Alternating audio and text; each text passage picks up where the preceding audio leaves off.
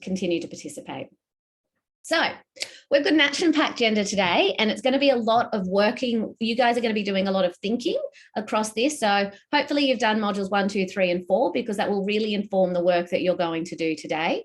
So the agenda today is to stimulate thinking about the research problem for your research plan, develop a concept map about potential research topics. So that's a bit of a brainstorm. Understand and practice critical reflection, which is really key because that's a key component of 2 of your assessments. Now, social work students probably are much more familiar with critical reflection. So we have public health, social work, and occupational health and safety in this subject. So some of you may actually find the critical reflection easier than others. And we're going to develop your learning goals for week 3. So I'm going to take the time when we're talking about week 3 just to remind you that there is a critical reflection forum available in week 3. We will be answering questions in relation to your assessment 1 research question in that period, and we will be closing that at the end of week 3. So that will be open from Monday to Sunday. So it's not compulsory, but we highly encourage you to actually post any questions you have about the assessment in that forum. Also highly encourage you, if possible, to come to the drop-in session on Tuesday. So I'll be running that this Tuesday. That's also an opportunity to really ask questions about the content if there's stuff that you're not sure about. And then we can also discuss the assessment, but in that we won't be discussing specific personal questions related to the assessment and your research topic. It'll be more general stuff. So hopefully you've looked at the subject outline. In the subject outline, there are 7 subject learning outcomes. So define a research problem and research question. So that's really your focus with assessment 1. Identify a variety of research methodologies and methods to address a research problem question. Choose appropriate data collection methods to address a research problem. Understand the ethical implications of methodologies, methods, and data collection tools in the context of a research problem. Now, that's one of my specialties. So I'm a co-chair of the New South Wales Aboriginal Health and Medical Research Council's Ethics Committee. So ethics is really one of my other passions. Analyze and explain results from different types of data for different audience. Evaluate the appropriateness of different data collection tools to address a research problem, and reflect on personal, social, cultural, and/or theoretical issues embedded in research problems, methods, and methodologies. So you probably have realised that this subject is a very basic introduction to both qualitative and quantitative research. Some of you may have a preference for one or the other.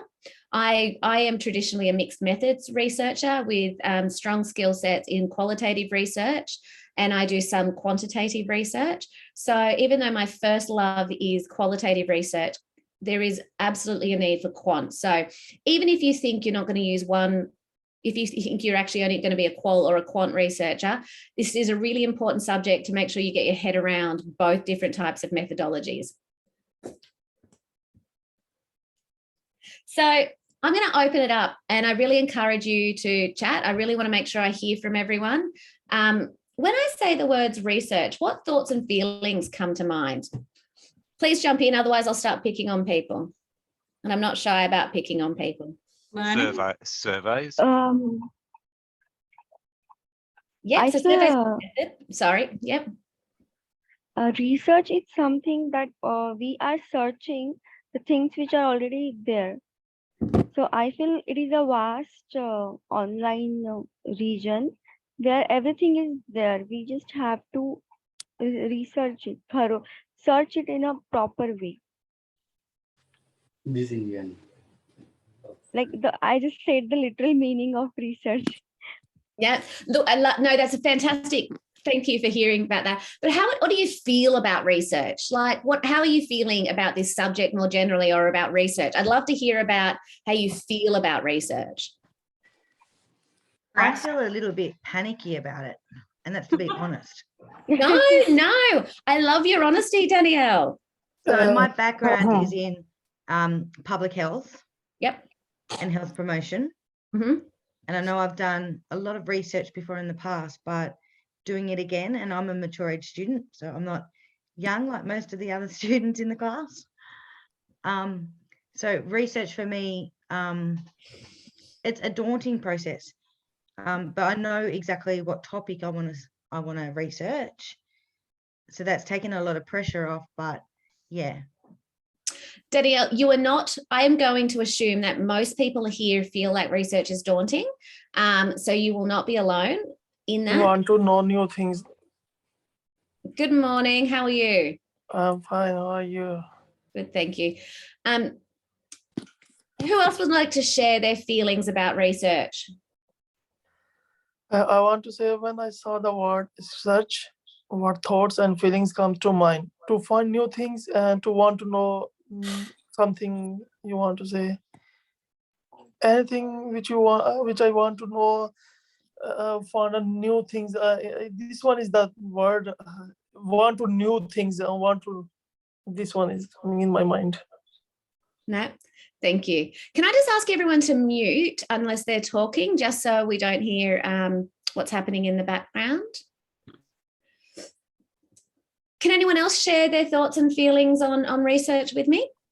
Yeah, for me, the research basically means like knowing the things that our grandparents already knew about. Okay, that's an interesting concept. Do you want to tell me a little bit more about that? Yes, so research basically, in my feelings, in my perception, like our ancestor already knew a little bit about it, and so we are learning more about the impacts, and then more about effects or some advantages and disadvantages of certain topic or things. For me, Yep. One more opportunity. Anyone else want to share? For me, investigation, it's like an investigation or experiment, and to create a new idea or new knowledge. Absolutely. That is the point of research, is new idea and new knowledge. So absolutely. I have one thing to say. Yep. Yeah, it's about evidence, you know, finding the evidence based on the research. Absolutely, absolutely. And that and research can either use existing evidence, or it could actually generate new evidence. So you can either do primary research where you're actually going out and collecting data. So whether that be from people or from other methods, or it could be using existing data to generate new evidence.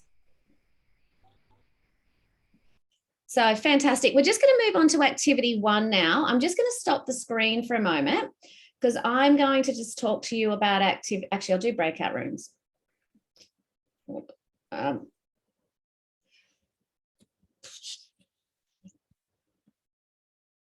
So we've got activity 1. Can you see activity 1 up on the screen there? Yes. Yep.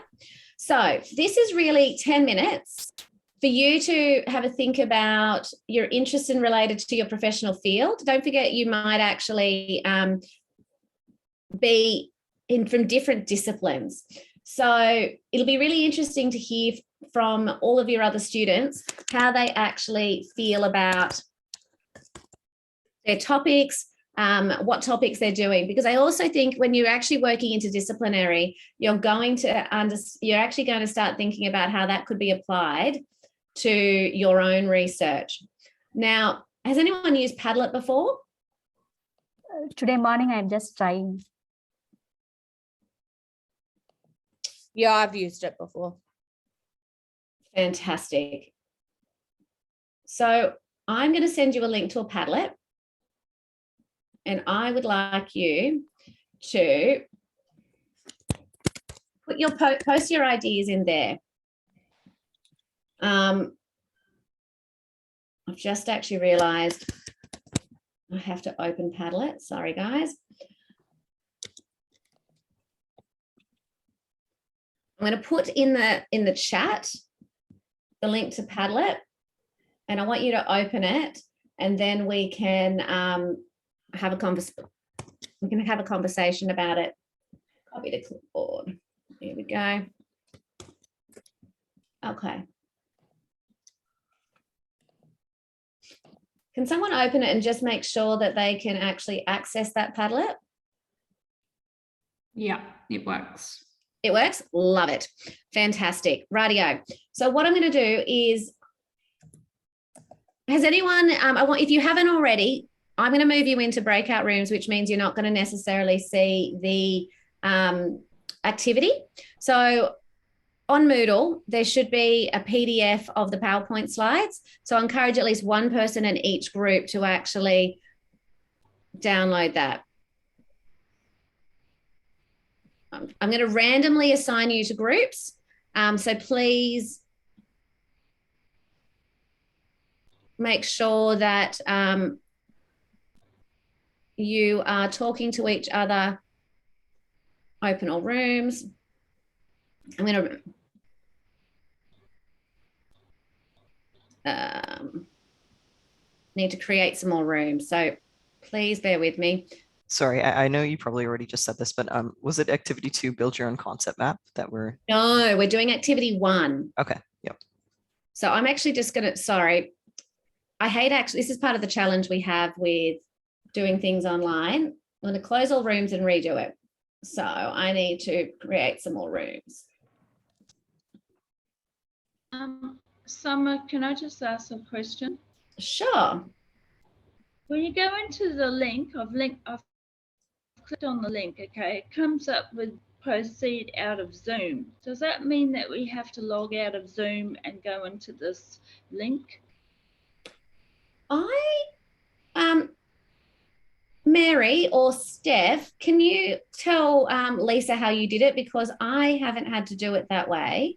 No, so I just clicked the link. I've already created a Padlet account. So for me, I was already signed in and it just simply loaded the page up. So maybe I would suggest creating a Padlet account first because you'll need that, and then it might not do it, but it should just be off the web browser. So maybe copy the URL and paste it manually. Yeah. So Sure. Thanks.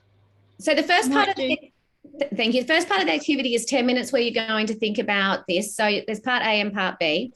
So this is an individual activity. I'm going to give you 7 minutes, actually. I'm going to give you till 10 to 11 o'clock because we're just a little bit behind time. So in there, write your name in your Padlet, topic of interest, why you're interested in it, and what ethical issues you might need to consider. And then we will do breakout rooms after that. So I'm going to give you 10 minutes to do this individual activity yourself.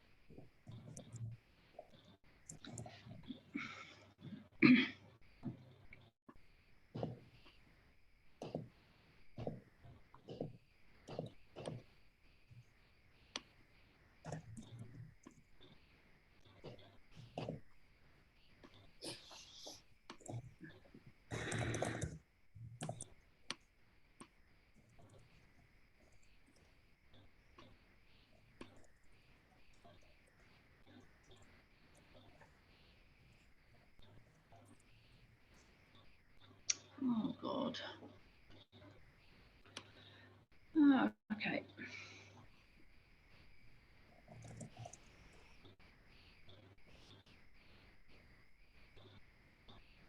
Lisa, are you having some issues? Are you all right?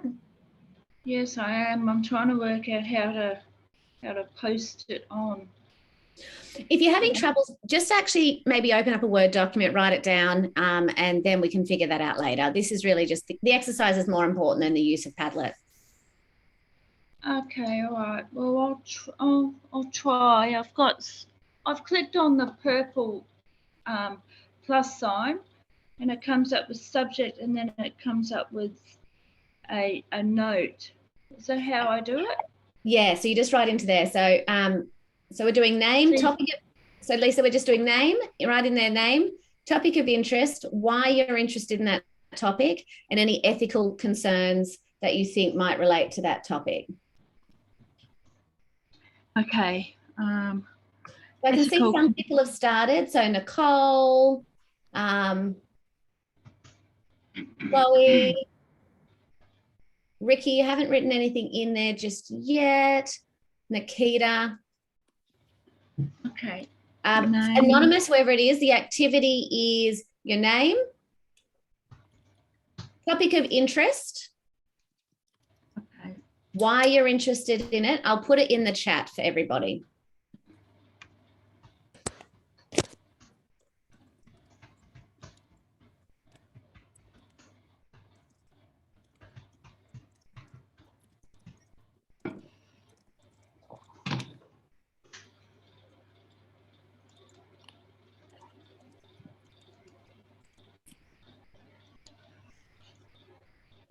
So the activity 1 is in the chat.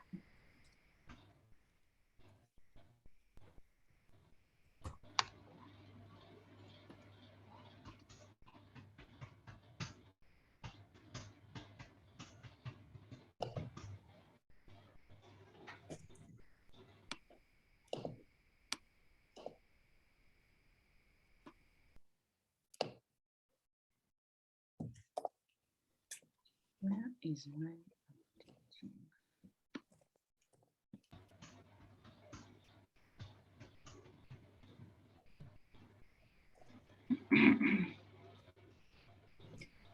Vikash, I can see that you've put your name in there. So just your topic of interest, why you're interested in any ethical concerns. Same with you.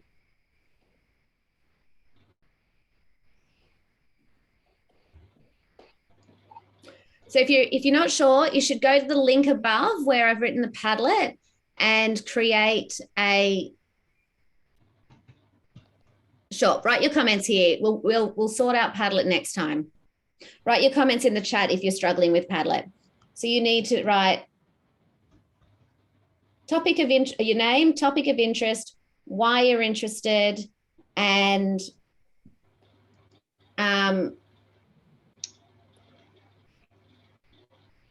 any ethical concerns. Okay. I'm going to give you 2 extra minutes and then we're going to move to the breakout rooms.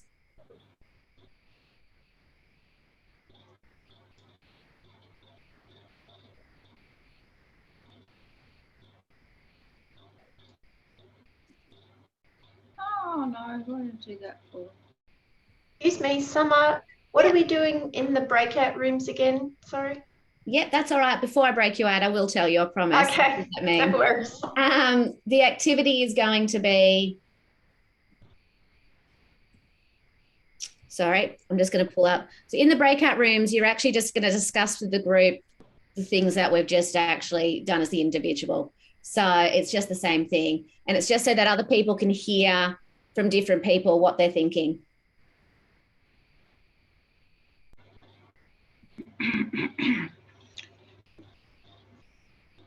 One more minute, guys.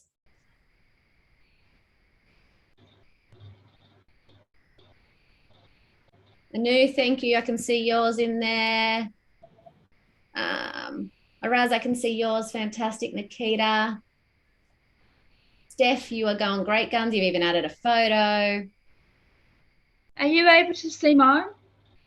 Lisa, Lisa. let me see if I can find you, Lisa. Yours might come up as anonymous. So It has. Ricky, Prakash. I can't seem to see yours. Lisa, can you just write it down on a piece of paper or just write it in a Word document? Because it's just for you to. Mine is actually there. Mine is there because I can see it. I can't see it is the problem. Oh. That's okay. Look, it's for you to discuss with the group, the breakout. Right, guys, I'm going to put you into your breakout rooms. So can you use the same questions and share with everyone? Make sure that we're going to only do this for 10 minutes. So I'm going to bring you back at 11:12. So can you please just make sure you give everyone space to have a chat? So try and keep yours short and succinct. So do you want us to come back onto the recording? I will bring you back, Lisa, from the breakout room. So you need to accept. So I've just opened up all the rooms. So you should be able to click on whichever room I've put you in. Lisa, room 4, not joined. You need to join your room. Yeah, okay. So is that on the is there a link on the chat? No, a little box should have popped up that said join breakout room.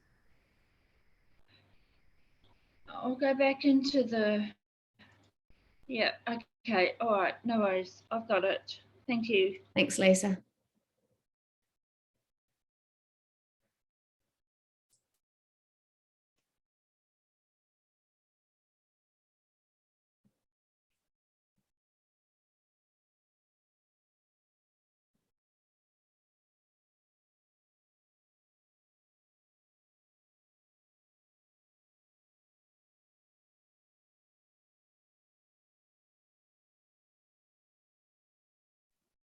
Hello.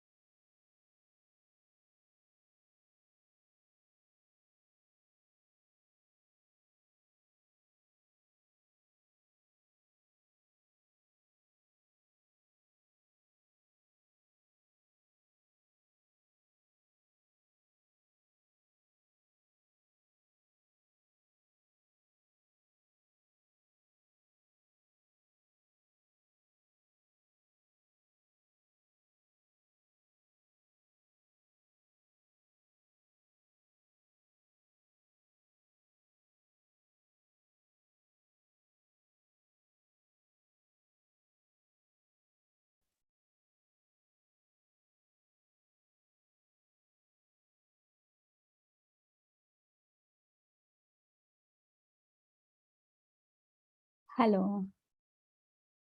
Hello, welcome Hi. back. Wait a few Hello. seconds because everyone will pop back in.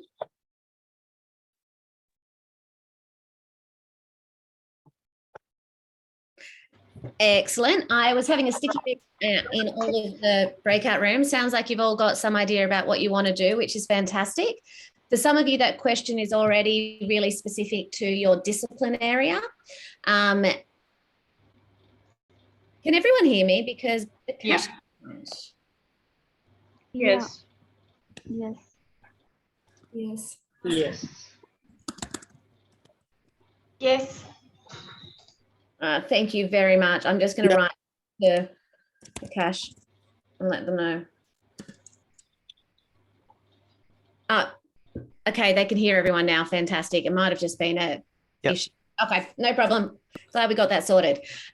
So what are the things I do want to say? Some of you have already got really specific ideas based on your discipline area for social work or occupational health and safety or public health. I did hear a couple of people, however, that probably are either too clinical because they've got a clinical background, and if they've got a public health background, they're not thinking about it from a public health lens. So they really need to be thinking about it from a public health lens. I also heard some people in there that have got great topics, but already have a bit of a preconceived idea about that topic based on their experience. And I would highly encourage you to actually be really careful about preconceived ideas and use the literature to drive your research question to identify gaps. You don't want to use your personal preferences because that will introduce or experiences, because that introduces bias into your research. Now, I am going to say we all have bias. There is no possible way to avoid bias completely because we bring to it our own lens. But what we try to do is minimize the bias by making sure we're using the best available evidence in the literature rather than our own personal experiences. Thirdly, I noticed that great topics, but sometimes people need to narrow it down a little bit because you've got to think about things being achievable, reasonable, feasible. You've got to think about, and even though you're not doing this research project, we still are looking for those things. So you're not going out and collecting data, but we are actually hoping that you develop a plan that could be used if you would like to in your workplace or in your placement or in your capstone. Although being mindful for all of those things, you still might need to further refine it. No research plan, can I just say, is ever set in stone. It is at the beginning. You develop it based on the best available information, and I can guarantee you throughout any and every research project, things will come up that you didn't anticipate, and you need to change the plan. So just being mindful, if you are planning on using this in your capstone or your workplace, you may not be able to use this lock, stock and barrel.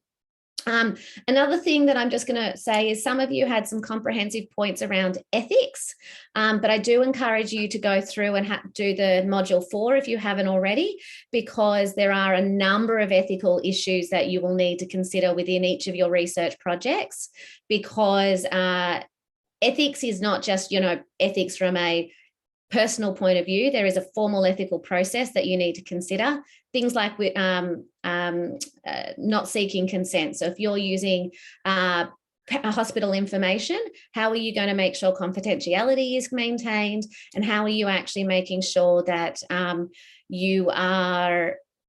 that there is not harms to the participants, even though because you're not seeking consent. So there's a bunch of things we want you to consider, and that module 4 will become probably really important as you further develop through this subject. Does anyone want to make any comments about how they found listening to other people's stuff? Did it really make you think differently about yours or give you ideas about your project? I can see some nods, but I'd love to hear some voices. And I'd love to see people's faces. I strongly encourage you to turn your faces on, please. Thank you. Stephanie, your mic's off. Does that mean you have something to say? The question was around the ethics still? It was around what you took away from other people's and how that might impact your research plan. I think for me, it's still trying to make sure that I'm not too broad. I think it's hard. I am doing it for my capstone project. And I'm doing that side by side with this. So I haven't got a lot of time to refine. So it's just really making sure that the word count that I have for that capstone project, that I pick something that's achievable, as you said, like within that time frame, because I think you can get really enthusiastic about a topic and you're like, yeah, and I want to save the world, but then you're like, I only got 4,000 words, so I may not want to save the world, but maybe just save maybe one team member. So yeah. I think for me, that's probably the hard bit at the moment, because it's also a workplace project. So I'm enthusiastic because I've got unlimited access to all the resources and I've got all the support. Yeah. I don't have those barriers, so I've got to pull myself back a little bit, I think. You do. And the other thing that I want to really remind people, it's also resources and support, but it's also make sure that's within your skill set. So for example, I wouldn't encourage anyone here to go and do a data linkage project, because quite frankly, that is and your time frame as well. That is a time intensive and very specific skill set. So you need to be thinking about what's achievable with your skill sets and the time that you have. And we will be giving you an opportunity through the critical reflection in week 3, which is the forum, to really provide one-on-one feedback around your individual projects. So anyone else learned anything from other people that they might use within their own research project, research question? Nope. Okay. We'll move on. So really developing your idea. So this is the concept map. So I'm going to play this video. Or I'm going to try. This brief tutorial will demonstrate how to create a concept map. Can everyone hear that?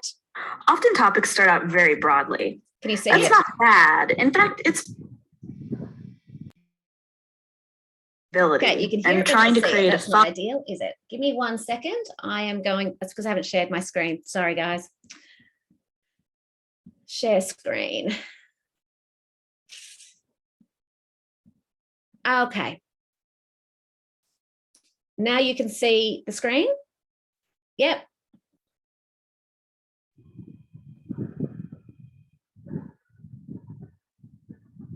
And up.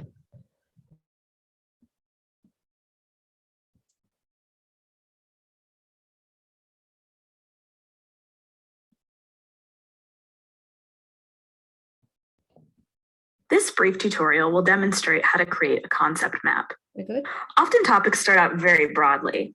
That's not bad. In fact, it's pretty normal. Taking a big topic like sustainability and trying to create a 5, 10, or even 20-page paper out of your topic can be nearly impossible. For most topics, there's just too much to talk about. Not to mention that some of the most reliable, useful resources, articles from scholarly journals, tend to focus on very specific elements of a topic. So obviously, not considering what specific elements of a broad concept you want to focus on can lead to some difficulty in your research.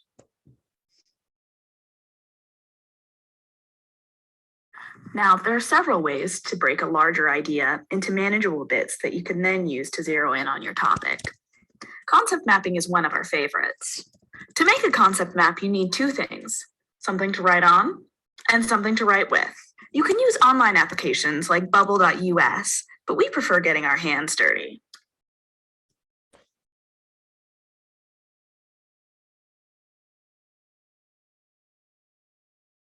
To start, write down your topic, the broad one. It doesn't matter what it is, how vague or how specific.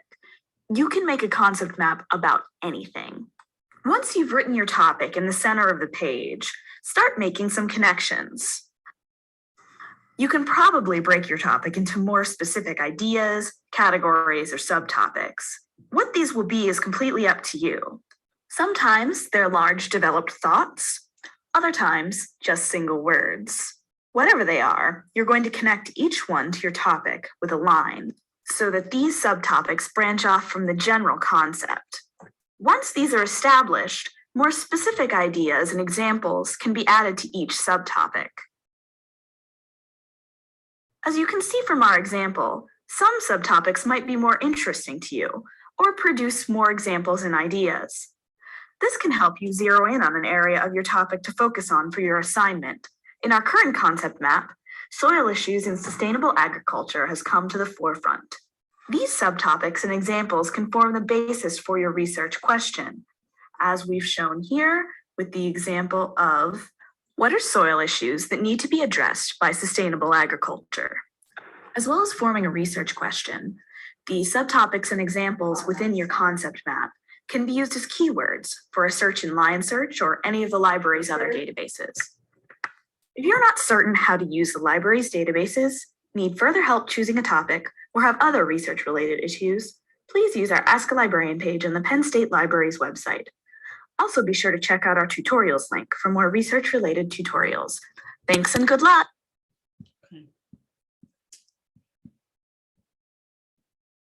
Okie dokie.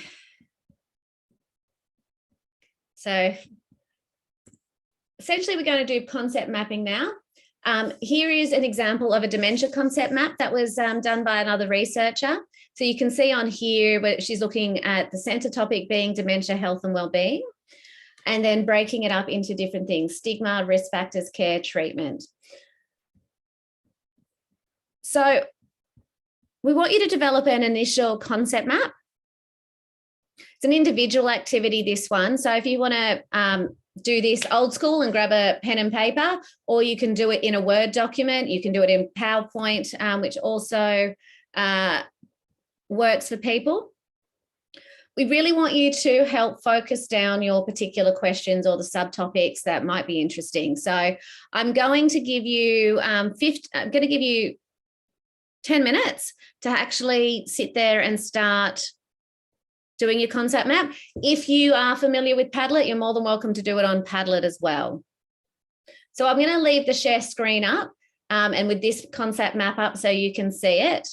And we will come back at 11:35. Has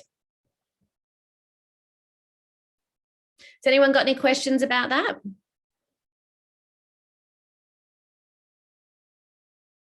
No. I'm going to put some questions in. I'm going to put the activity with some questions in the chat. So we want you to do your topic, start with the subtopics, delve deeper and identify examples of related ideas to the subtopics. Then I want you to stop and take a look at your map. Is there anything missing? And are there any relationships between your topics, and begin to identify the connections. And start thinking about keywords that you can use to find some published literature on your topic. So I'll put that all in the chat.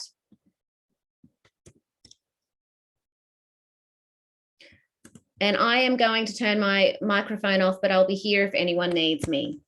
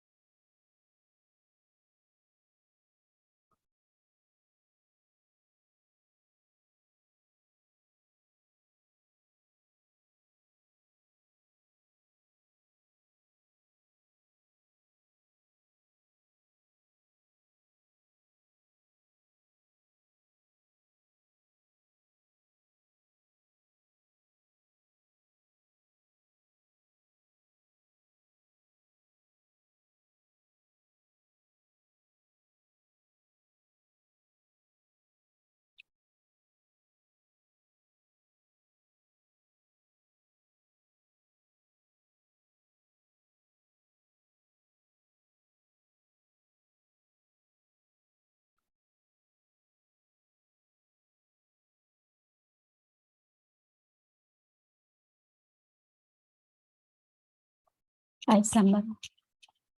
Hi, I have a question. I can't hear you. I think you are on mute. I am. Thank you. Yeah. Actually, morning I tried something about this mapping. Yep. I just try with this notebook.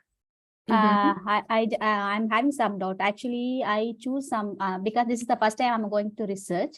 So I choose this impact on COVID vaccine campaign on flu vaccine, like that topic I choose.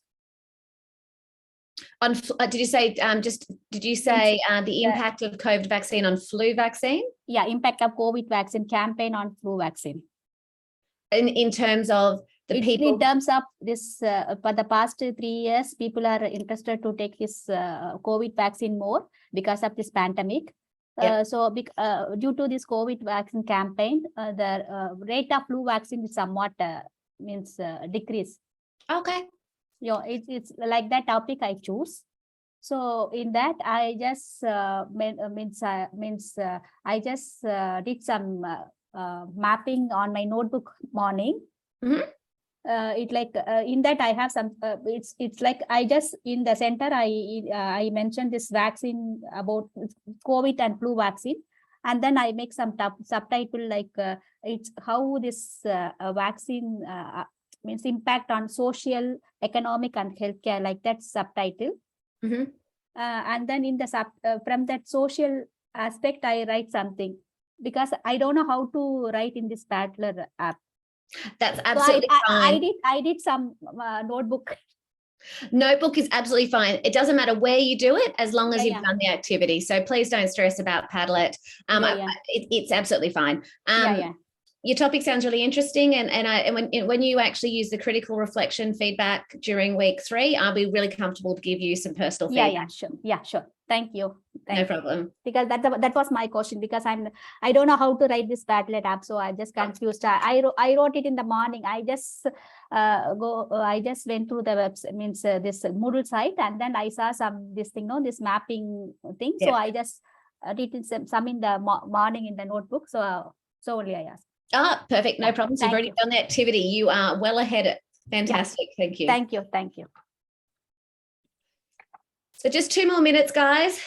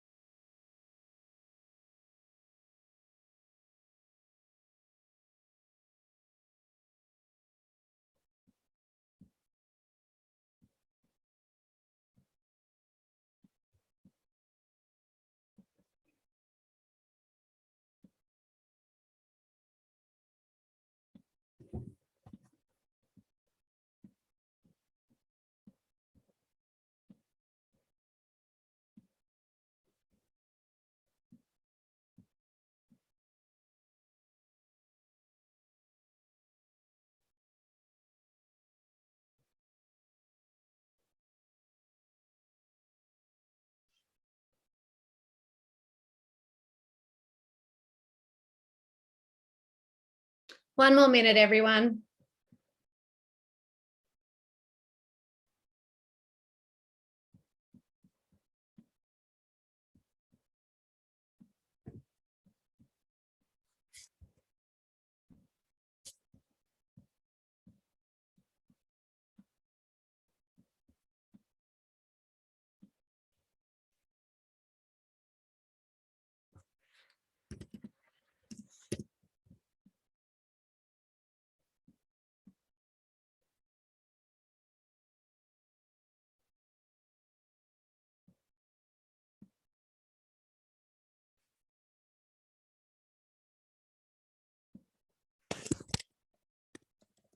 Okay. Can I get 3 people, first 3 people in, to tell me what their topic was, and then 3 different connectors? Who's keen to share just before we go for a break? I will pick on people. Can I share? Yep. Who's that? Hello. Yes. Ricky. Hi, Ricky. Let me just share my screen. Yes, I just did like a very little because I have to think, and it's not much. The topic I picked was youth suicide, and I was thinking of like social determinants, which may be like something around like his socioeconomic backgrounds, like whether he's wealthy or whether he's poor, or if they are like experiencing discrimination based on their racial profiling or something like that. But like I focus on the crisis because for suicide, you will have a adverse event that happens and push you to do the decision and to do the thing. And I was thinking of like school bullying or breakup of relationships and advert academic events. For example, if they are expelled from school, that might be detrimental or be the final push for their decision making.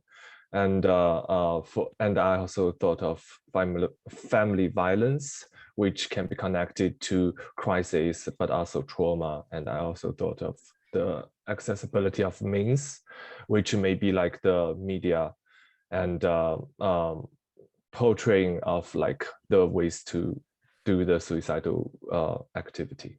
Or Fantastic. Kind of things. Yeah. Thank you so much for sharing, Ricky. That's great. And I can tell by looking at your screen that you're a public health student. I know I can look at SMP. You're in public health or social? I'm not. I'm social work. Social work. Yeah. That could be a public health topic as well. So fantastic. Who else would like to share? Mary? Yep, love you to share. Thank you. You just on mute, Mary. Okay, I'm happy to share so that I can get any input or criticism. Or for me, I did it on. I won't be giving you any feedback too much, sorry, Mary, in this topic, but yeah, feel free to share. I don't know if you can see this, but anyway, I'll talk through. So I'm really interested in women empowerment, specifically domestic violence victims. This, I got the interest from my second placement. Okay, so the subtopics coming around this are social supports, financial capability, treatment, self-esteem, stroke confidence, and also information availability. And then out of that, I have subtopics. So when it comes to self-esteem and confidence, I'm looking at peer groups and counseling available. When I talk of treatment is now the physical injuries that they've acquired, what treatment, kind of treatment that is available. For social support, this is where casework comes in, where they can get referral to different agencies or services available. Information availability also, maybe we'll be looking at available publications and information centers where they can be informed. Fantastic. Thank you so much for sharing, Mary. One more person. Anyone want to share before we go on a break? I'll share if no one else wants to. I also did mine by hand, so I won't try to get you to read it. So in the middle, I've got sort of my core topic, I guess, which is transgender reproductive rights in Australia. And then I've got 4 sort of corners, I guess. And I was thinking of them as being like some of the 4 kind of basic needs, I guess, that I'm going to explore. So they are access to accurate information about reproductive pathways. So like accurate information from doctors about who can actually do what. Gender affirming antenatal services. So like examples like single birth parents group. Another one was gender affirming prenatal healthcare. And then another one was gender affirming fertility services. So those are some of the 4 kind of core needs that I was interested in looking at. And then my second kind of layer, I guess, is trying to identify some of the common like risks or limitations that currently might exist that are shared across all of them. So things might be like the inclusivity of Medicare and the inclusivity of NDIS for gender diverse parents. And so I thought that that might be the, once I've identified like 2 or 3 specific limitations of those 2 systems, maybe that's how I would be able to like minimize make my topic less big or whatever. Yep. Fantastic. Yep. They all sound like fantastic topics, and I think we probably do need to bring them down a little bit, but that is part of the process. So we always start big. That is the natural thing to do, and then work down to what's reasonable and achievable. And the things that you don't do if you go on to be a researcher means that you have other things to look at throughout your career. So fantastic. All right, guys, everyone, we're going to have a break. It's going to be, I need you to come back on time, partly because we have such an action-packed day and we're already running a little bit over time. So if you could come back at 11:52, that would be fantastic.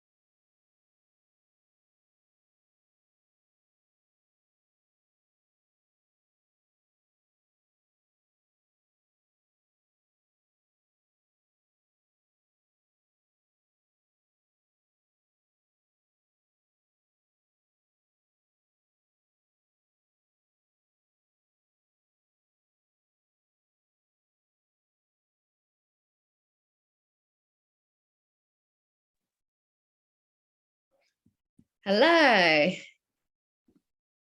Hello. Hello. We're back. Oh, we're coming back. Good eye.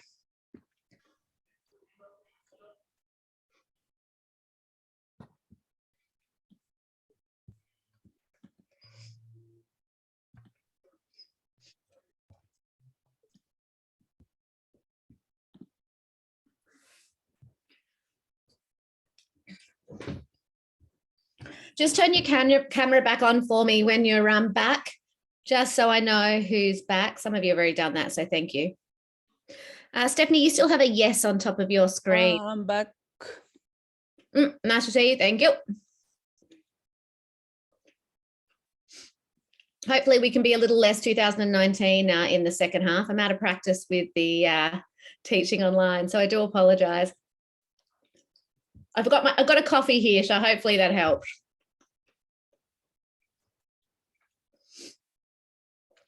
I have to say it is different teaching online than it is in person. I much prefer teaching in person, although you still get technical difficulties when you're teaching in person still.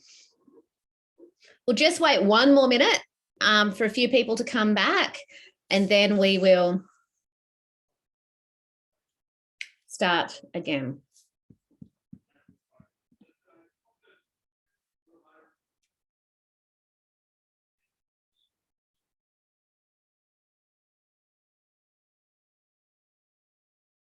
I don't know if anyone has children, but don't worry about keeping your camera off if there's children or if there's pets in there or housemates. The more the merrier, in my opinion. So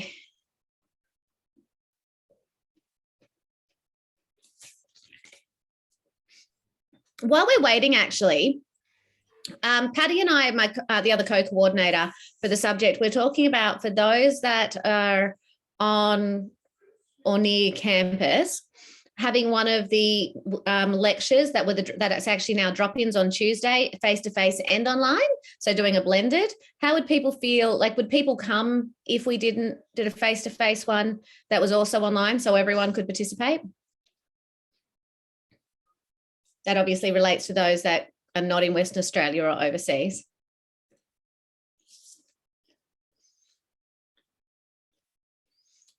I'm not getting a strong sense that that's a yes. Yes. You would? Okay, thank you. All right, fantastic. Everyone is back. I hope you've had your cup of tea, coffee, whatever it is. No, you live in Newcastle, Nicole. Ah, I'm from up that way, Lake Macquarie. I grew up on Lake Macquarie at Rathmine, so beautiful area, Newcastle. Oh, you're at Caves Beach. Ah, you're literally 10 minutes across the lake. I can go by boat in 10 minutes, but it takes me about 45 minutes by car. So there you go. Rightio, let's kick back off. I'm going to share my screen again.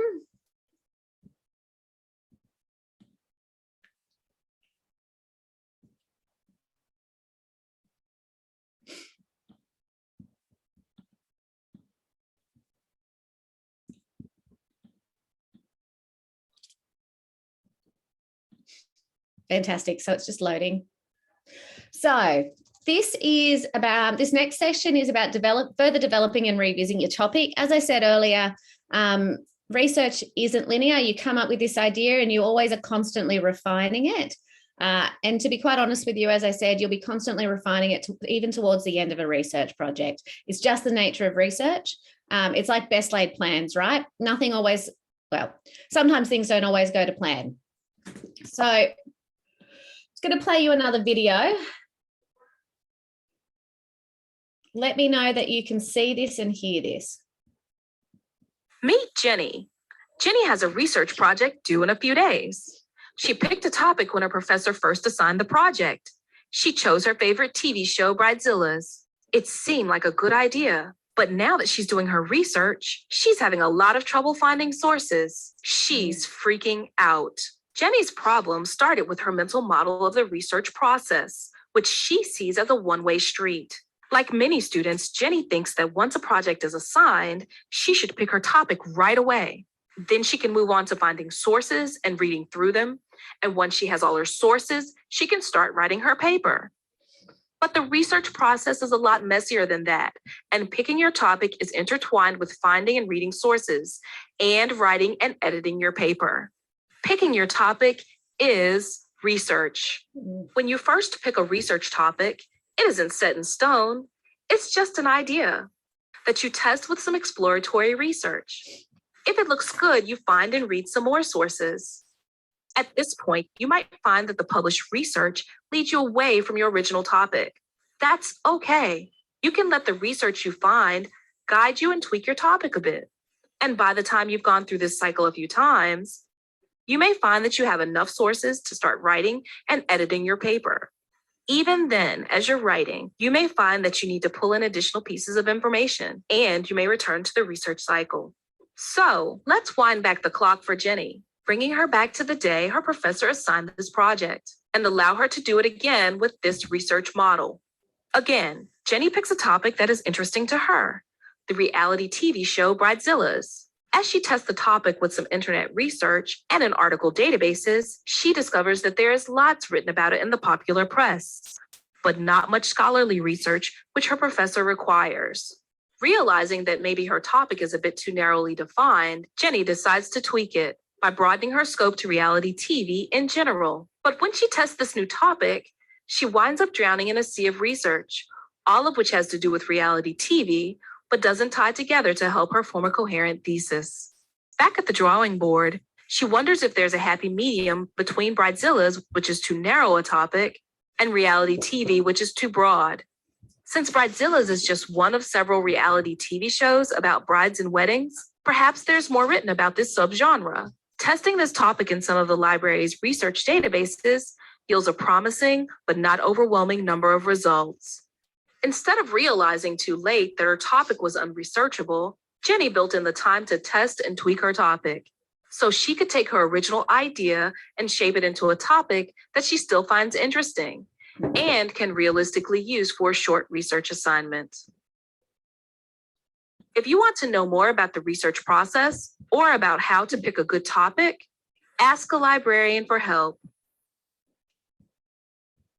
Fantastic. Can I give you an example? I was doing my PhD on understanding the impact of a set of national key performance indicators on the Aboriginal Community Controlled Health Service. So these were a set of indicators developed by the government to measure chronic disease, child and maternal health, and also chronic disease risk factors to Aboriginal community controlled health organisations. I originally had wanted to do, as part of that, 2 systematic reviews. Systematic reviews being systematic searches of the literature, and then you synthesize that to look at what the overarching findings have been from all of the other research projects.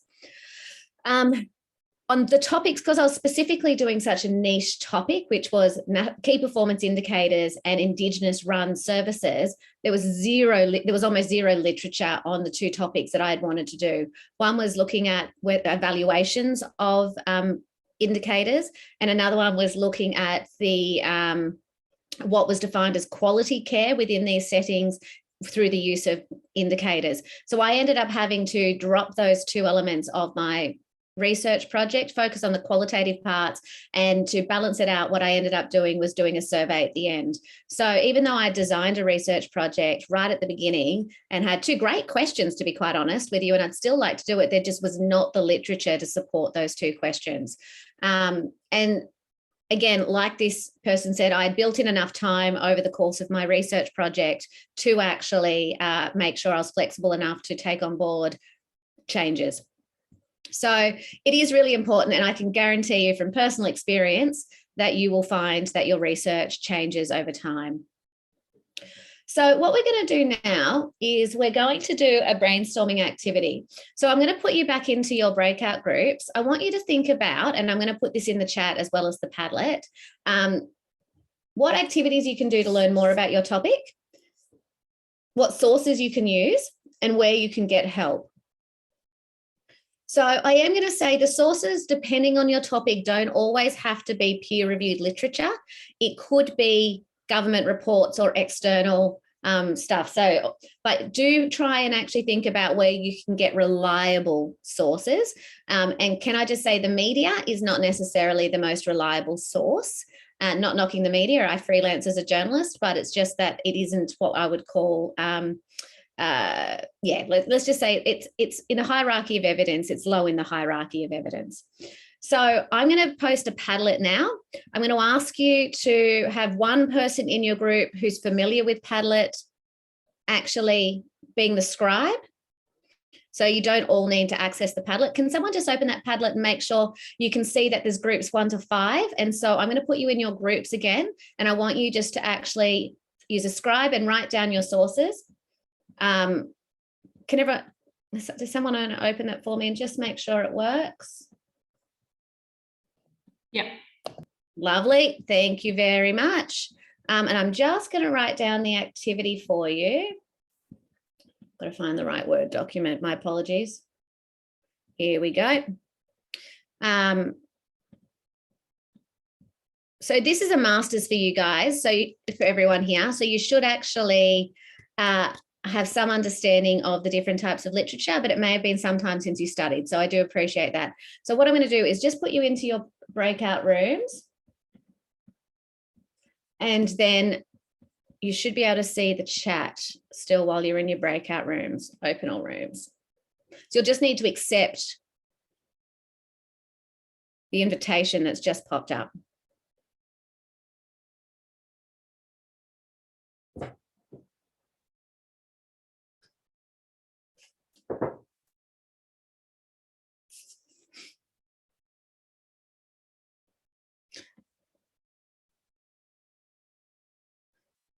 Annika, you've not joined your room? Can you not see your room?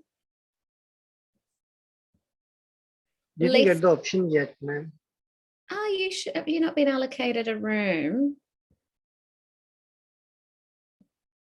Just give me 1 second. I will assign you to a room.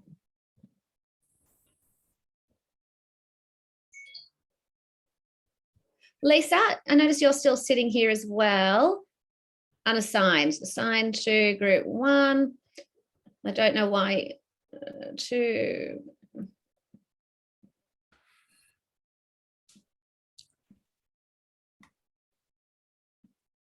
Okay, you should all be assigned to a room now. So please, Anu, you have been assigned to a room.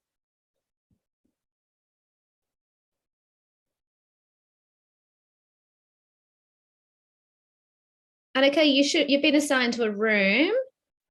Mohammed.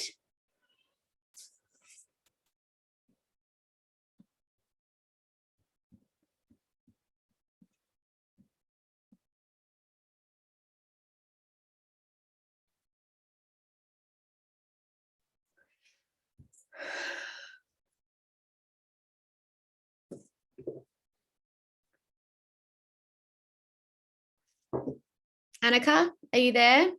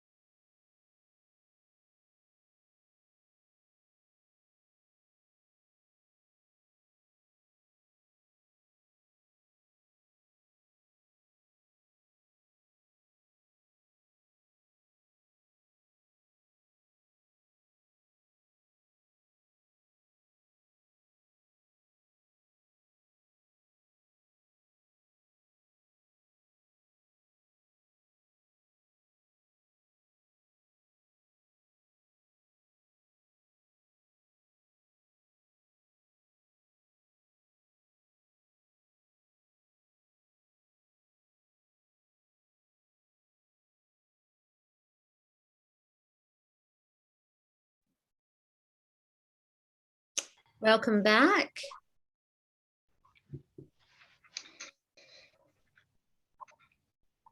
Hello. Hello.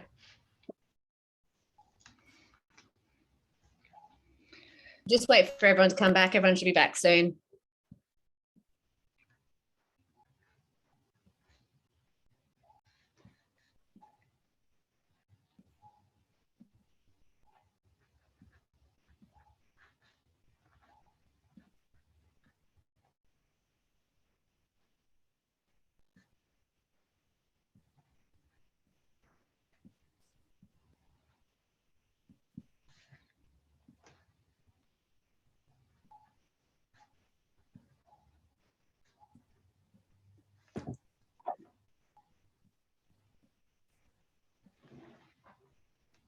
Right, I think we're all back. Can I just get everyone to turn their cameras on for me, please, unless your internet's really dodgy? It's just nice to see everyone's faces and make sure you actually are genuinely back so I can hear from everyone. So fantastic. I can only see groups 3, 4, and 1 up there. So I do apologize about Padlet. I forgot to make it so that you guys could make comments. So I am seeing that there is a number of, got the group, yeah, so 2, sorry, 2's just popped up. Thank you for that. So it's just group 5 who I can't see. Assume you did on paper. Just looking at it, great suggestions there. You can use placements. You can use redacted case info, general demographics from a placement. That's a question mark I can see.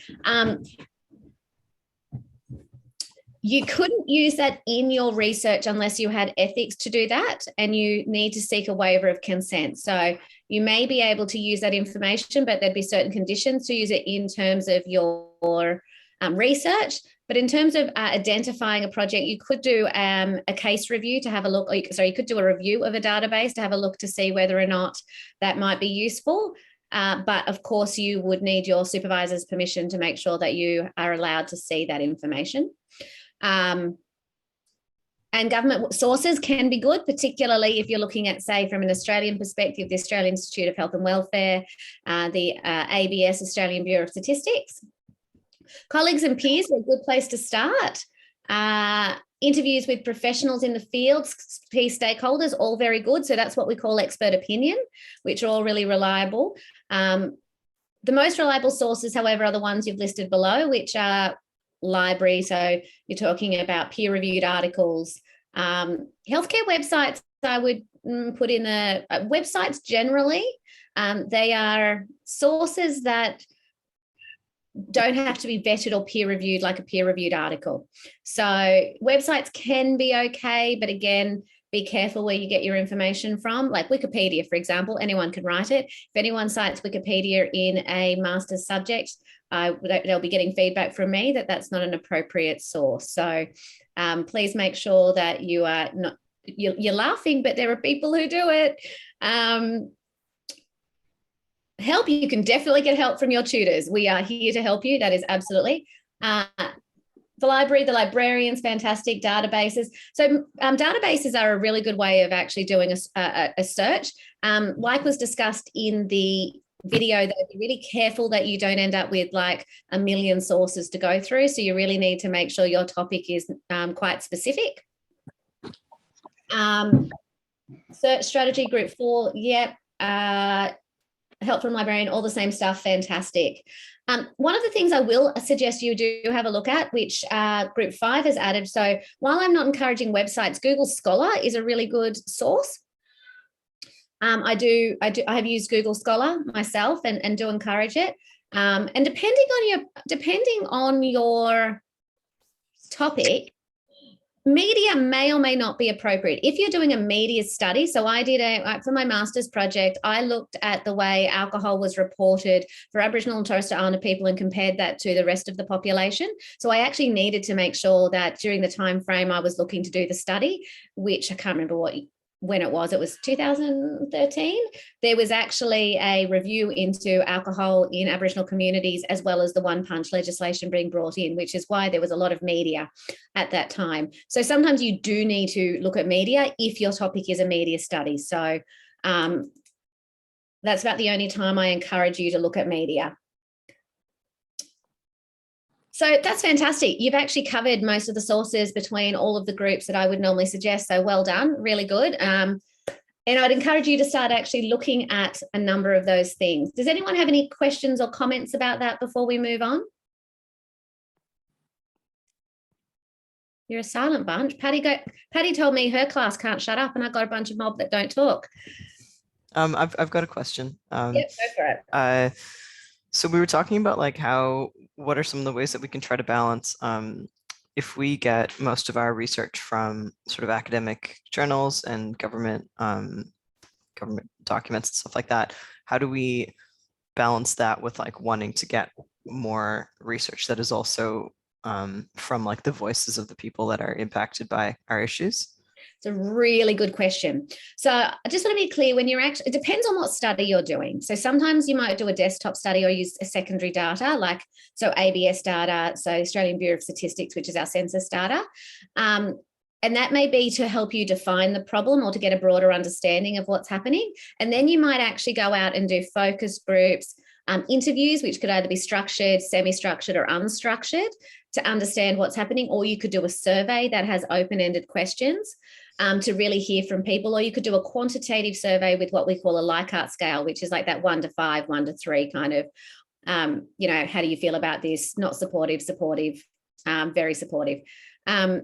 So you can actually use the data that you find in peer-reviewed articles to help you further refine your problem and then know what questions to ask, either through a survey or interviews. And I personally believe in semi-structured interviews or open-ended questions in a survey, because that way, if you are doing what you've just suggested, you can then see whether or not the literature that you found is genuinely reflective of some or all of the population or not at all. And that would be a really good finding to say the ABS says this. However, we know within our geographical region, let's say the Illawarra, when we're talking about trans reproductive rights, for example, actually the issues that they're facing are actually significantly different than what's happening at a national level. And then that comparison is really interesting. So does that answer your question?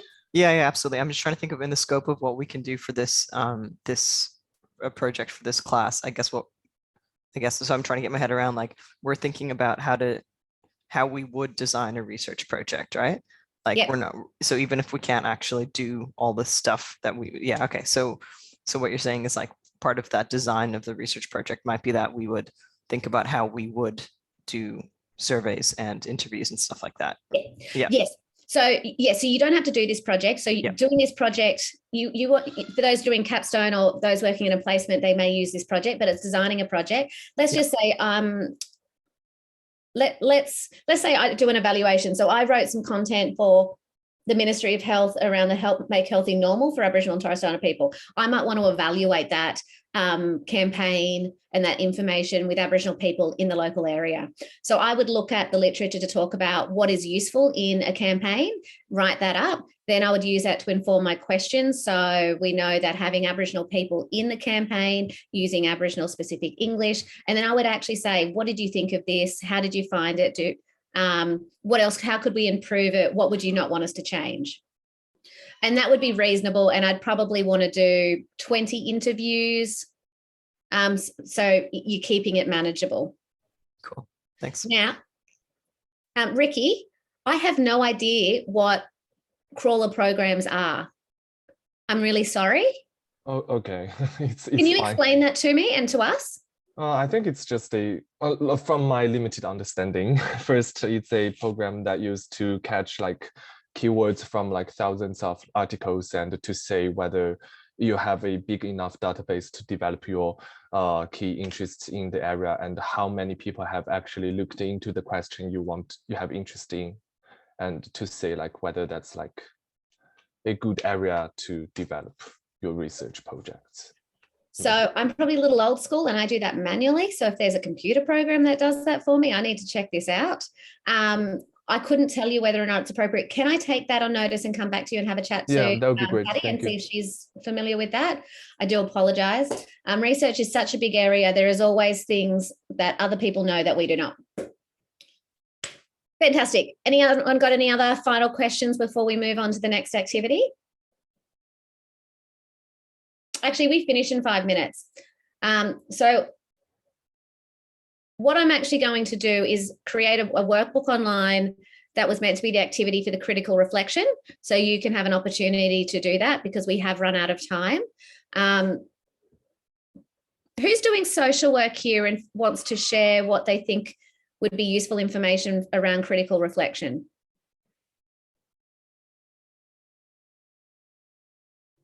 I love this collaboration already that's happening through the chat.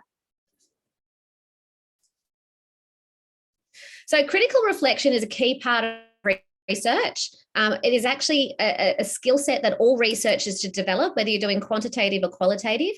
And it really is about you sitting back and thinking about what's working and what's not working, what biases you might be introducing based on your own standpoint, otherwise known as, what are the social work called? Standpoint, they call it, can't remember. I'll get back to you. So it is also, sorry, I Yeah. don't mean to jump in, but Go for it. also critical reflection looks at your values and your morals and your beliefs, and I guess how to address a situation, how to go about it a different way. Yeah. Absolutely. And that's really, really key point. Thank you for raising that.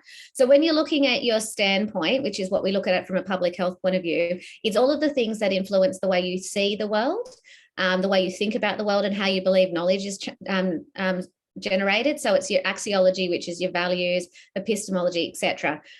So we have to be really conscious of the way we see things, because what's normal for some people is not normal. So it's normal for you is not necessarily normal for everybody else. And for those quant people out there, I can tell you this definitely applies to you, because what data you choose to collect, how you choose to analyze it, and how you choose to interpret it will all be based on what you think is appropriate, which therefore is based on your worldview often. So if you're working, say, in the Aboriginal and Torres Strait Islander space, you may not necessarily be collecting the data and analysing in a way that's appropriate for Aboriginal and Torres Strait Islander people. So we've got a couple more minutes. Does anyone have any final questions? While you're thinking about it or building up the confidence to ask me, on Moodle, there is a tab about developing your research plan. So after this, I would suggest if you hadn't looked at it, you need to look at that pretty quickly.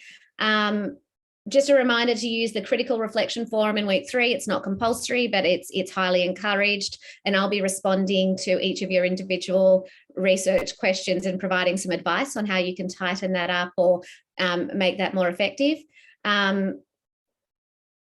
Assessment 1, there's an Assessment 1 forum underneath the Assessment 1. So if it's not specifically about a personal related question, please use that forum, because if you have the question, other people might as well. And there's underneath the subject information, there's also a subject tab. So if you have questions about the subject more generally, please put them in there. And someone just popped up. But Cash, I can give you, okay, yep.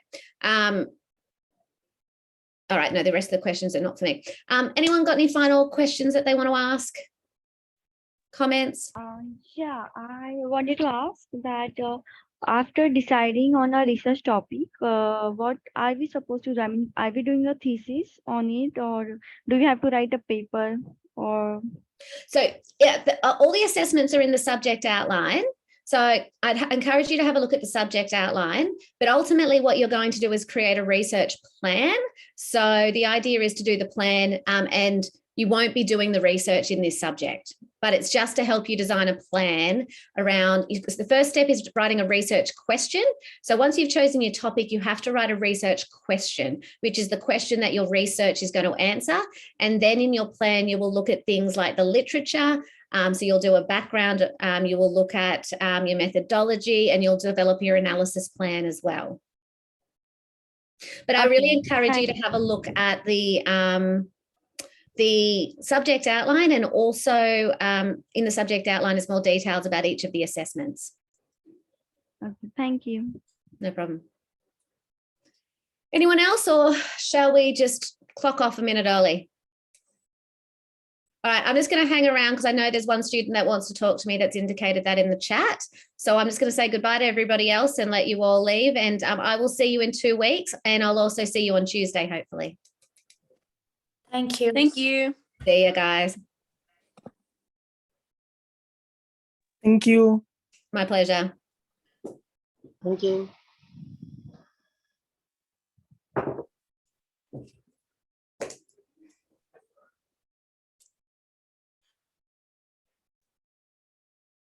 Hey, Stephanie, you're still on. Did you want to chat to me? Because I have another student that wanted to talk to me. Yeah, just a very quick one. I enrolled into this subject last semester and withdrew just due to my workload at work. I did already do the ethics unit and I've uploaded that certificate. I just wanted to make sure you weren't going to come back and say I had to do it all again because it was hard enough the first time. I absolutely hear you. It is hard enough the first time. And as long as it's been done in the last 3 years, which is what is considered current, just means that you have more time to work on your other assessments. So happy with that, Stephanie. Thank you for asking though. Perfect. Thank you. See ya. See ya. Nikita, you're still online. Did you have a question for me or are you just, Yeah, no, I had. So basically, I tried everything. I tried brain mapping, I tried today's activity and everything, but I'm not able to concise my idea. So I wanted to search in mental health, but then that's a broad area. So I reduced it, narrowed it down to effect of bullying on mental health in obese children. But then again, when I search literature for that, there is a lot of studies. There are a lot of studies already. Nikita, can I just give you so we're not giving individual feedback outside of the critical reflection forum. So can I suggest, but I will give you some general feedback. When you're thinking about your topic, one of the best ways to narrow it down is by location, geography. So whether or not, say you're in Australia, you might want to look at New South Wales specifically. So you might want to think about narrowing it down by geography, but we're not giving, because it's not fair to students that if I give you really specific feedback and I don't give everyone the same opportunity. So please make use of the critical reflection forum that'll be open next week. Okay. I've just got to be fair to all students is all. If I give you extensive feedback, I'd have to give everyone extensive feedback. Yeah, that's right. It's okay. It's all right. I'll use that critical reflections forum next week. Fantastic. Yeah, that would be good. Awesome. All right. Thank you very much. Lovely to meet you. Thank you. It was a great workshop. Thank you. Thank you. Bye. Bye. Bikash, see you later. Bikash, what can I do for you? Yeah. Hi, Soma. Nice to meet you. Nice So to meet you. I'm the student that I already did the subject in last semester. So my coordinator was Lynn Phillip or something. Yep. So I failed this subject with 1 mark or so before. So I'm redoing this subject. Okay. So is it like I need to do the ethical thing again or? No, just upload your certificate from previously. Yeah. And that is absolutely fine. So you don't need to do that again. You will need to develop a new project because Turnitin will pick it up as being previously submitted. So you will need to redevelop a new project. Yeah, so actually what I did was like, I just, I'm just, can I ask you some questions about like, my topic is like about the indigenous people and it's like attitude of stolen generation towards Australian social workers today. So as I said to Nikita, I'm not giving extensive feedback on individual people's topics because it's not fair. So please use the critical reflection forum to seek my feedback. Yeah, so all right. Oh, that's difficult. Well, it's a way of being fair to all students. There's 128 students in this subject, and we don't have the capacity to give individual students extensive feedback one-on-one, which is why we've set up the mechanisms, which are the reflective, the critical feedback. So if you could use that like everybody else, that would be greatly appreciated. Yeah, but before when I did the subject, I used to do my research and then submit it to the coordinator or the subject tutor, and then they will give me the comments or feedback on that, so I could work out more properly, because I don't want to redo the subject again and again. Yeah, and I promise you I will give you feedback through the critical forum. That's what that's for. And then it's up to you whether or not you take that feedback on. Oh, okay. So if I do the assignment 1 and then send it to you as a draft copy, would you? I won't be looking at it as a draft copy. We don't do that. Yeah. We'll be looking at it through the critical forum, use the critical forum like all of the other students, and we can take on feedback that way.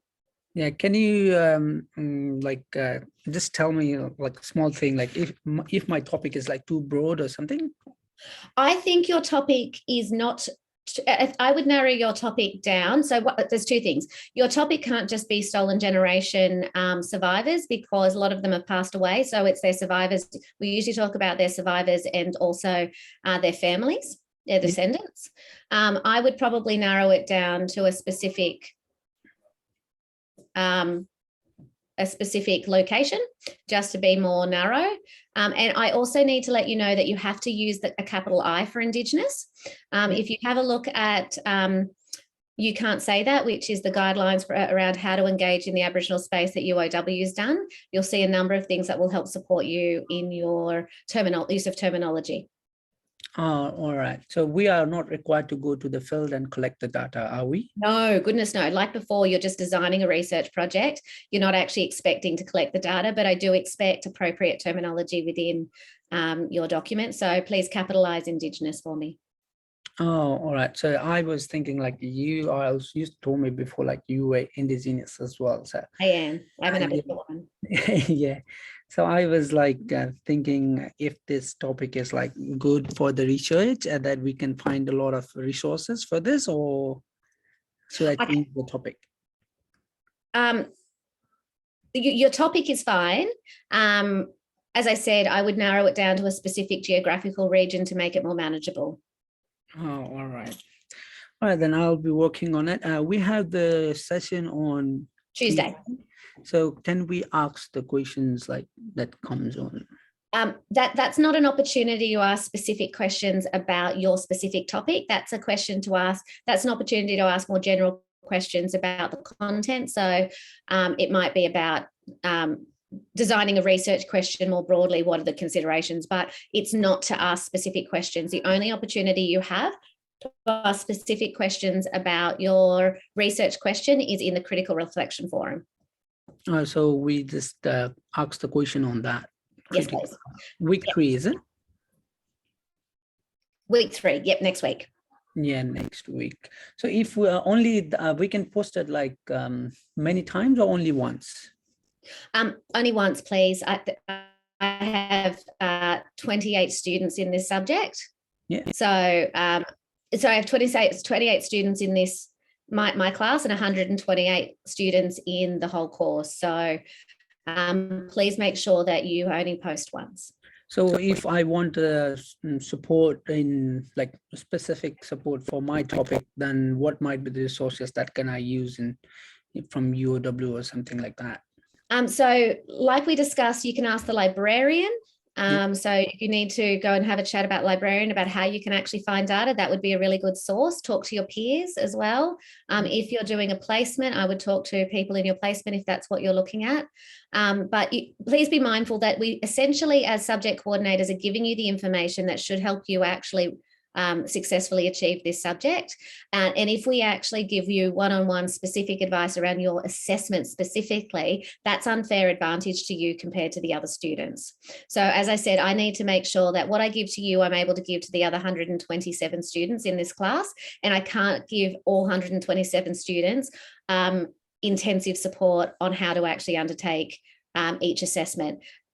Part of the assessment is the assessment is there to help us understand whether or not you've done the work and whether or not you're grasping the information. And if I'm actually giving you the answers, that doesn't allow me to assess your skills in this particular area.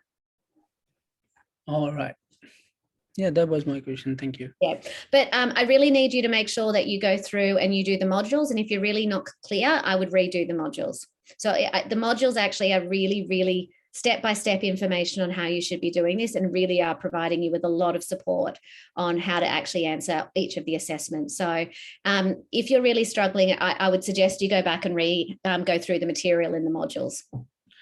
Yeah, the modules is like for 1, 2, and 3, or there's 1, 2, 3, and 4. So we've moved the ethics one up. So if you haven't actually done them already, I'm not surprised if you're struggling. okay, so we just need to log into the source and then use Go into Moodle. You go into Moodle. Yeah. So so you haven't done, because week 1 there was 2 modules, week 2, which is the end of week 2 now, there was another 2 modules. Am I hearing correctly that you haven't done the modules? Yeah, because I emailed you a lot about that, but I didn't get any response on which workshop or what I was on. So what we are supposed to do in the Moodle, I'm not sure about it. I'm actually pretty It sounds to bad. me like maybe this is one of the reasons you didn't do so well last time. You need to log on to Moodle. Yeah. And there's a tab for each week, 1, 2, 3, all the way to week 13. And every week you have to do you have to do the materials in weeks 1, 2, 3. So there's modules 1 to 4 that are for in weeks 1 and 2. So you need to do that, otherwise you will not pass this subject and you will not be able to do the assessments. So what we are supposed to do in the Moodle, just go through it or like read it or do some tasks?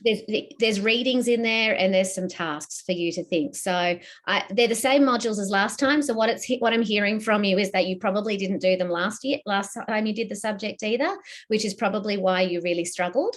I can actually see who's done the modules online. If I'm seeing that you're not doing the modules online, it will not surprise me if you're not doing very well in this subject. This subject, every subject you're meant to spend 12 hours on the subject. This subject has a 2-hour workshop and you're meant to have 4 hours of learning, and the other 2 hours are the modules online. So you really need to be making sure that you're putting the time aside to do that.